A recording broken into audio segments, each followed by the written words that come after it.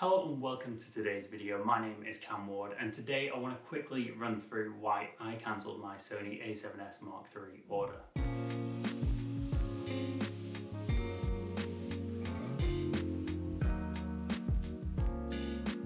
Now the camera was literally about to be dispatched when I cancelled the order, and I also had a pre-order in for the Canon R5 and I cancelled that order as well. It came down to a shoot recently where the A7s Mark III would have arrived for it in time for it, and I thought, oh, I'll shoot on that camera. But I also now own the Blackmagic Pocket 4K, and I was like, well, why would I shoot 10-bit 422 on the A7s Mark III when I could shoot 12-bit RAW at 4K? And then I also thought about the color science, and after watching tons of videos online, and I'm sure you have too. If you're here now watching this, you probably have watched every R5 video and every A7s Mark III video. Please don't get angry at me for this, but I just think the R5 footage from the Canon just looks a little bit more, dare I say it, cinematic than the A7s Mark III footage. After using, say, the Blackmagic as well, I just think a lot of it comes down to color science and not necessarily about raw specs. Again, for 90% of people watching this video, the A7s Mark III will probably be the most reliable camera and the best camera for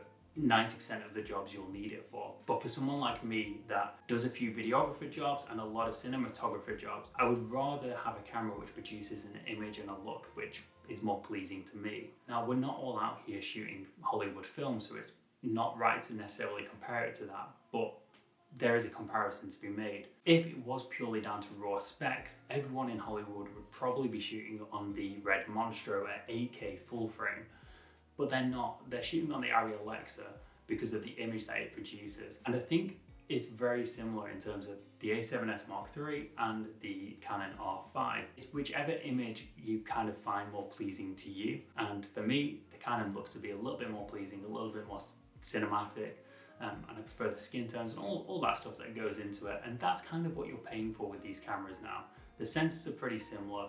The image quality, it's not really going to make that much difference, is it? They're both amazing cameras. You are getting a lot more features with the A7s Mark III, but for me, the Sony cameras are brilliant multi-tools. They're great for almost any situation, but they don't necessarily have kind of a lot of flair to them. Do you know what I mean? There's not a lot of style. If you look at like a Fuji camera, there's a lot of style and it's got a very distinct image to it. So the main takeaway from this video is that you should look more at the image quality of the camera, download some test files, have a play with them, and don't necessarily base your decisions purely off specifications. Reliability is a massive concern, I know that. So that's why it's always good to have two cameras anyway. I've still got my Sony A7s Mark II here, which is a great workhorse. The video here has been recorded on it. And if there's ever a situation where I need to shoot at 10,000 ISO, then I've always got that in the kit bag. But a job where I'm shooting 10,000 ISO isn't a job probably where the budget is worth using, say, a RED camera or an Alexa camera on that job anyway. So thank you very much for watching me waffle on about these two cameras. I hope it's helped you. If it hasn't, just drop me a comment if you've got any questions. If you want to know more about why I sold my RED camera, there's a video on that. And yeah, I will catch you in the next one.